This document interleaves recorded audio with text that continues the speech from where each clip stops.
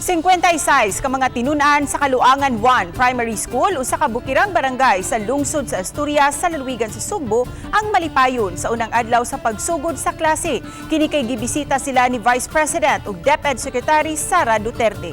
Ani ang report ni Femery Dumabo. Dangog og lisod man ang agianan padung sa eskwelahan nga nahimutang sa layo og bukiran kaayo nga barangay sa lungsod sa Asturias. Apan wala kini panumbalinga sa mga tinunan og tulo ka mga magtutudlo sa Kaluangan 1 Primary School.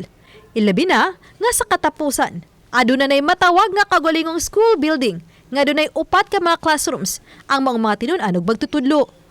Ganihang buntag, formal nang gitugyan sa Department of Education ang 4 ka mga classrooms. Ang proyekto nga Last Mile Schools Program. Mismo si Vice President Sara Duterte mao nangulo sa pag-turnover sa proyekto. Na ako ang namatnunan nga ang tao mag-measure siya sa Department of Education by classrooms. Which is, dapat ang ato ang measure sa education is ang performance sa mga bata. Whether naa siya sa ilalom, sa manggutri, naa siya sa balay, naa siya sa classroom, pero kamao ang bata og math, science, reading, makasabot ang bata kung unsa ang iyahang ginabasa. Will be simultaneously turned over. And I was told there are 6 others which was finished.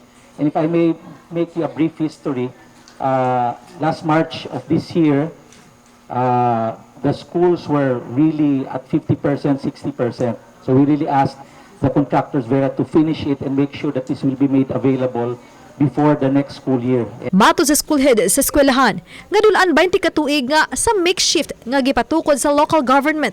Gipahigayon nilang ilang mga klase.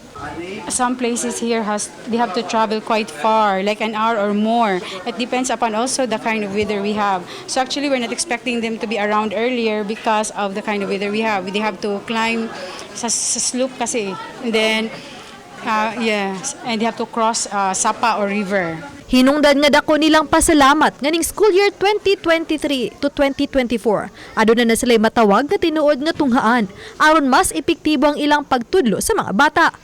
Tulo ang mga magtutudlo nga gitawag og multi-grade o magtutudlo sa duha ngadto sa tulo ka grade level ang gitudloan. Sayang mensahe mato ni DepEd Secretary Sara Duterte nga gihimo ang pag-turnover sa mga school buildings nga kabahin sa Last Mile Schools Program at uling school opening.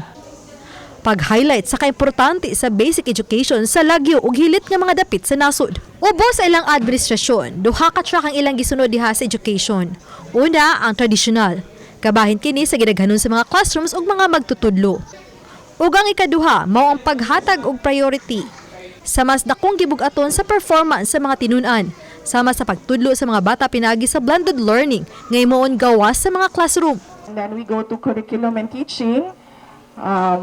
We recently launched the Matatag curriculum, which we will pilot this year. I don't know kung kinsa ang mga pilot schools.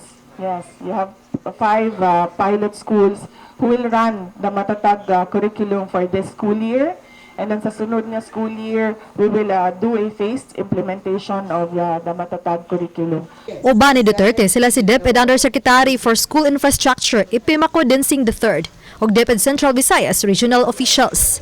Samtang nakigtagbo usab si VP Sara sa mga tinunan ug nang hatag og school bags ug supplies. Ubani Cleofer Lumayag, Femery Dumabok. Balitang Bisdak.